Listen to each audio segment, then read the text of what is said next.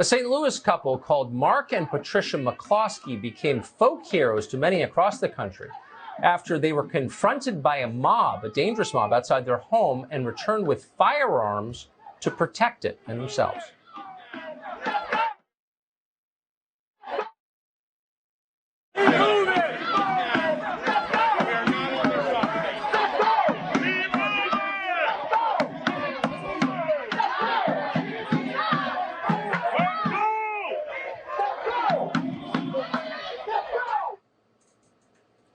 This is what you were taught to do. It's what generations of Americans have done. It's the most basic right of all, the right of self-defense. The McCloskeys exercised that right, and now they're coming close to being destroyed.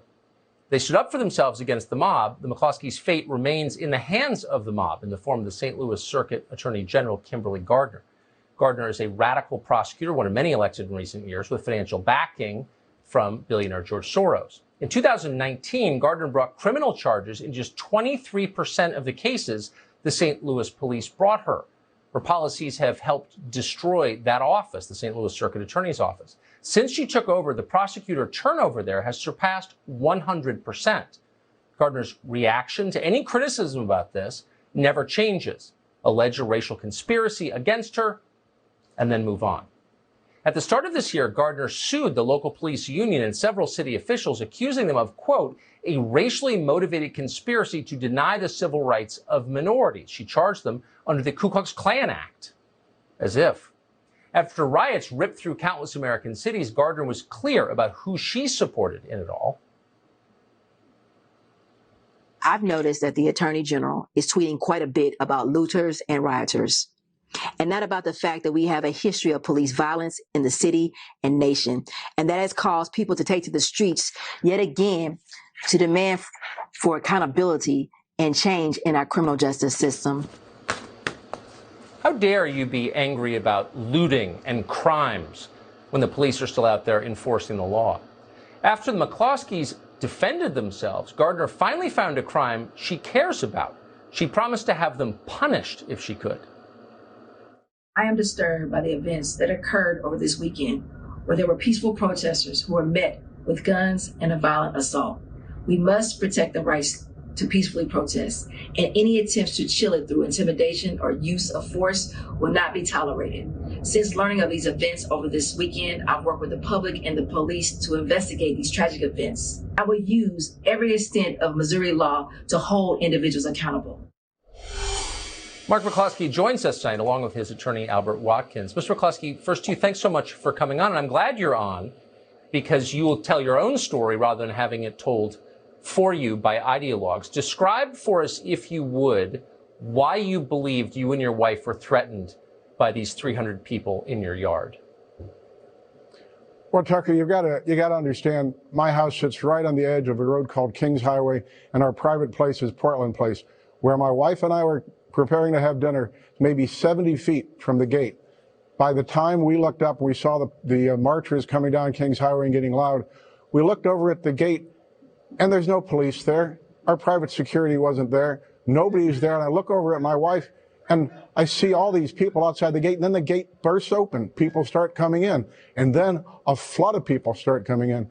They're angry. They're screaming. They've got spittle coming out of their mouth. They're coming towards the house. And, you know, on June the 2nd of this year, the protests in downtown St. Louis went violent instantly. People, the looting and violence and rioting. I watched on live TV the 7-Eleven in downtown St. Louis from the moment the first window was broken throughout the looting process till the fire was started and then till the fire fully engaged the building, and nobody came that entire time. I looked over at my wife and I said, oh my God, we're absolutely alone. There's nobody here to protect us but us. That was the same night retired police captain David Dorn was murdered.